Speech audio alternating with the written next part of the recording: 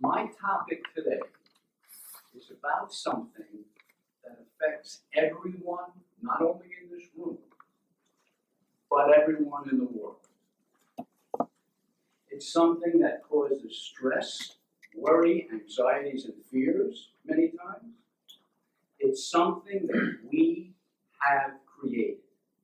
We've agreed upon it. Who can tell me what I'm talking about? Does anybody have any thoughts? Amazing. I'm talking about time. Time. Hey, you got a second? Who's talking? Sally, could you wait a minute after the meeting? Eat your lunch. Look, don't take an hour to get ready. We're going to be late for that meeting. Okay? David, what a day I am having today. Oh my God. Dan, you would not believe the week I'm having.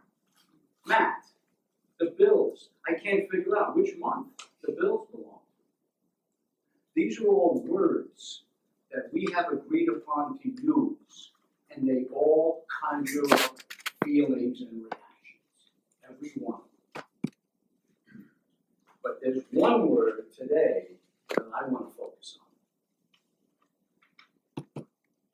What is a year? What is a year? Now, don't tell me it's 365 days. Don't tell me it's 12 months. Don't tell me it's 52 weeks. No, no, no. Tell me what you think really is. What is a year? Tell me. Anyone? The amount of time it takes us to go around the sun. Oh, thank you so much. Yes, exactly. In the 16th century, during the Renaissance, a man by the name of Copernicus, this is only a little over 300 years ago, showed and proved, he was a mathematician and astronomer, he showed and refuted that the sun does not revolve around the earth the way people believed.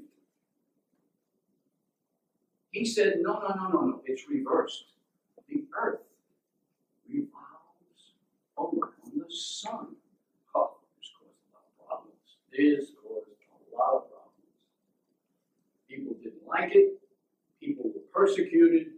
This was a serious reframing and changing. So the earth travels, we're on a spaceship, folks. We are on a giant spaceship.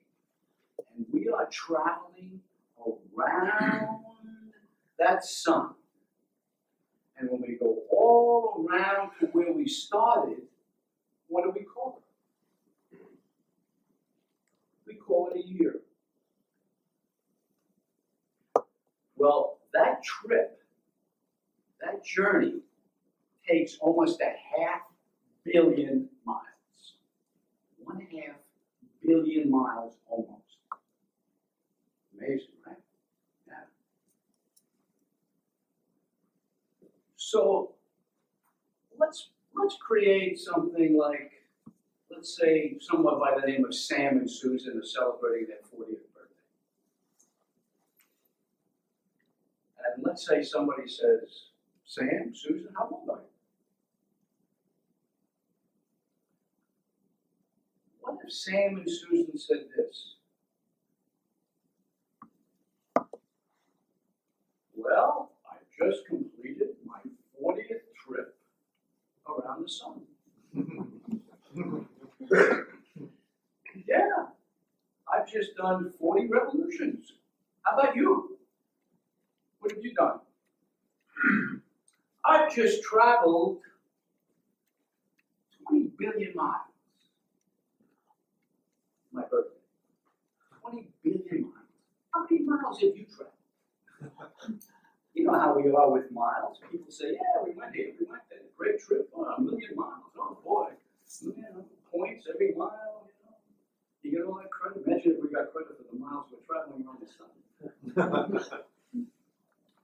But what if they answer the question that way. My 40th trip around the sun. How many have you made? How many miles have you covered? Notice the attitude, the tone. Because there's a lot of feelings about years. A lot of feelings about years. A lot of feelings about age. A lot of feelings about age. This is what I want to challenge you to do today. I want to challenge you to think about years in a different way. I want to challenge you to reframe the way you think about years. I personally like the word revolution. You can use the word trip. I think they both work. I think they both work. And I challenge you to think about age in a different way.